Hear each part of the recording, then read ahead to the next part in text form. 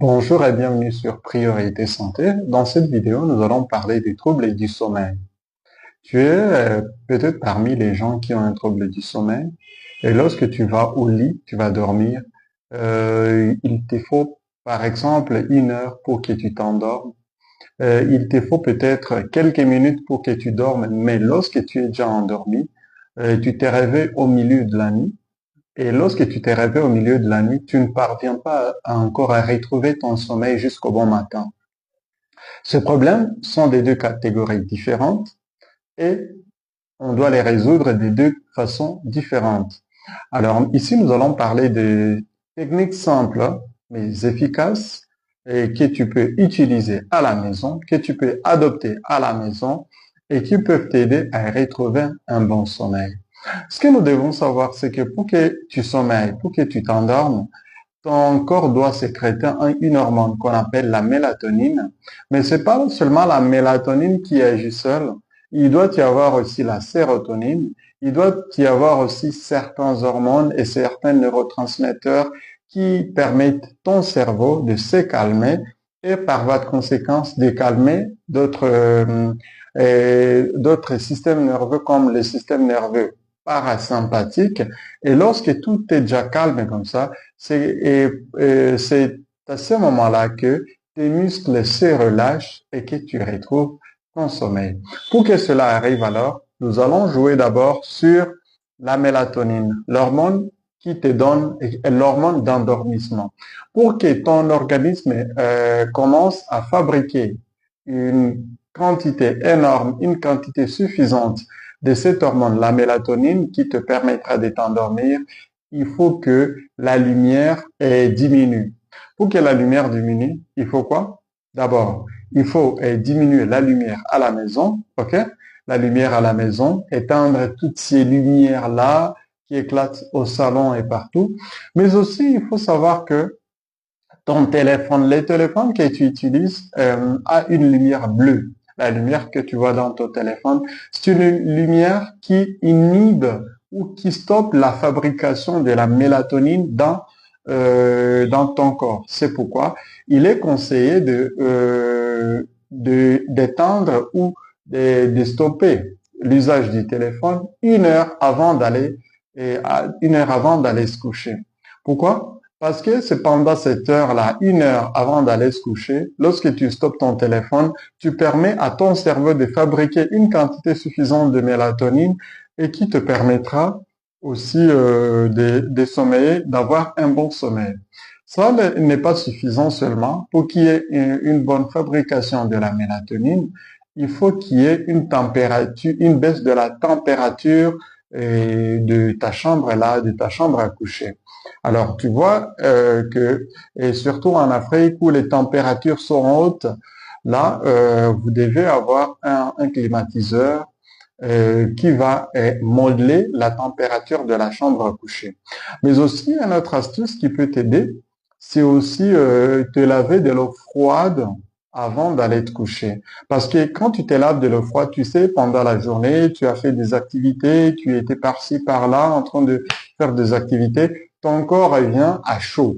OK?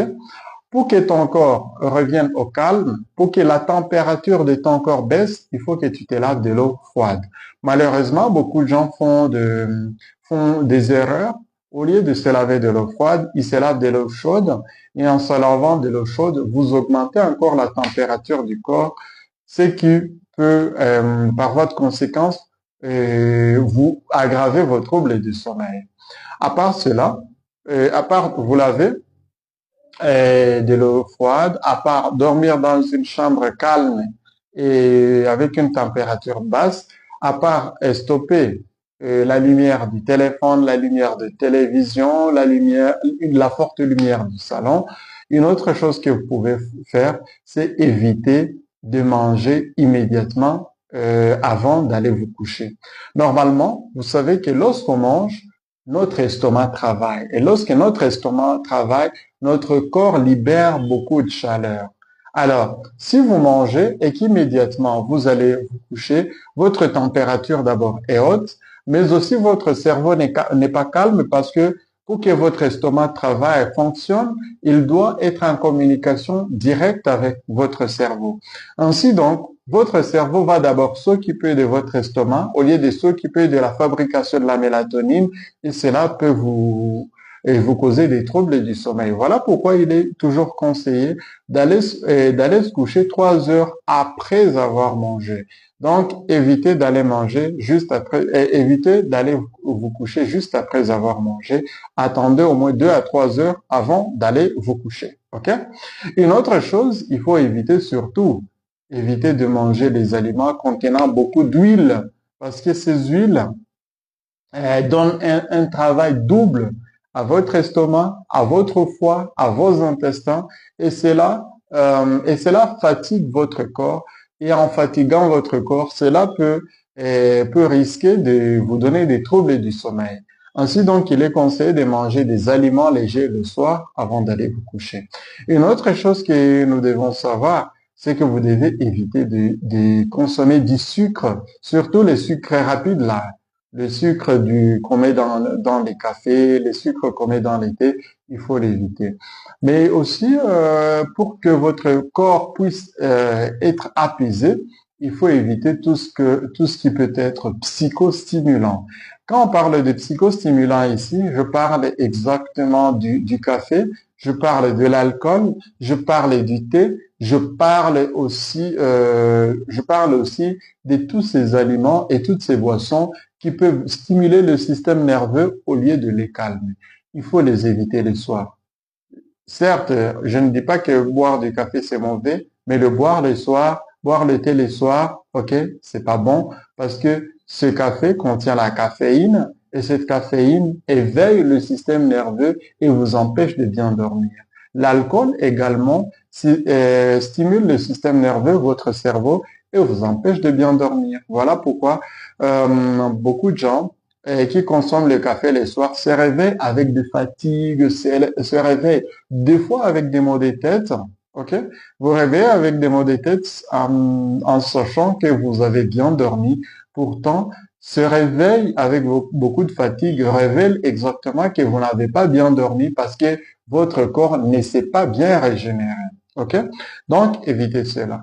Une autre chose que je peux vous conseiller, c'est d'éviter de boire beaucoup de liquides, de l'eau, du lait. Tous ces liquides, il faut les éviter avant d'aller dormir parce qu'en les buvant, cela pousse votre cerveau à fabriquer moins d'hormones antidiurétiques, ok? Et en fabriquant moins d'hormones antidiurétiques, vous urinez beaucoup la nuit. Et en urinant beaucoup la nuit, cela perturbe votre sommeil, ok?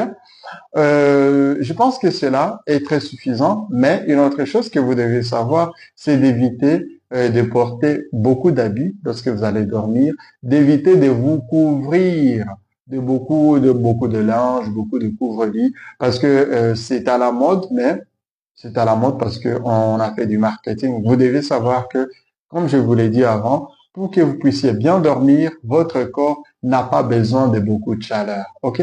Votre corps a besoin de fraîcheur, une baisse de la température. Et pour que vous puissiez avoir une baisse de la température, il faut éviter de vous couvrir de beaucoup d'habits, vous couvrir de beaucoup de couvertures, parce que ces couvertures, ce sont celles qui augmentent la température et qui vous empêchent de bien dormir. OK?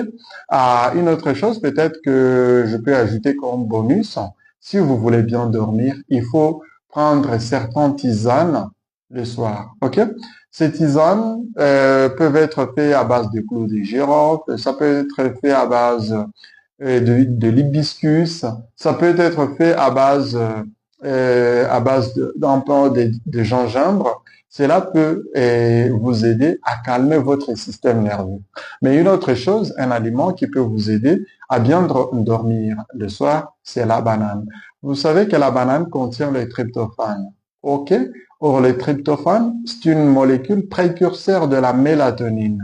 Ainsi, donc, si vous mangez la banane le soir, ça peut vous aider. Mais vous allez me dire, mais la banane contient du sucre. Bien sûr, la banane contient du sucre, mais le sucre contenu dans la banane, c'est un sucre lent. Donc, ce n'est pas un sucre qui entre directement dans votre corps, sont un sucre qui entre lentement dans votre corps et qui ne vous empêche